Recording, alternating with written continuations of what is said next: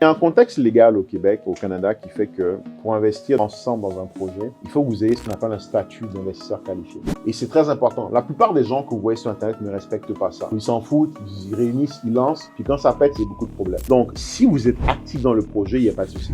Mais si vous êtes passif, qui est le cas de ma plupart de mes projets, vous devez être qualifié pour investir ici. Donc, c'est un peu plus complexe à mettre en place pour investir ici ensemble. Par contre, ce qui est bien, c'est qu'en Afrique, c'est totalement différent. Donc, on a des projets actuellement qu'on est en train de faire en Afrique. L'idée, c'est de tranquillement commencer à commercialiser des unités que d'autres personnes avec qui on travaille sont en train de construire actuellement en Côte d'Ivoire. On vous accompagne sur toute la chaîne de valeur. Acquisition sécuritaire, on construit des fois aussi, donc c'est vraiment construction sécuritaire. C'est pas comme tu envoies de l'argent à ton cousin au pays, puis il a construit, puis après il te dit non, ça pousse, puis le jour où tu arrives sur place, il y a un trou. Et après aussi qu'on puisse vous aider à la gérer, à faire de la gestion à distance. Idéalement en courte durée parce que du coup vous avez un bien où est-ce que vous pouvez aller rester quand vous rentrez, mais vous avez aussi un actif qui travaille pour vous quand vous n'êtes pas là.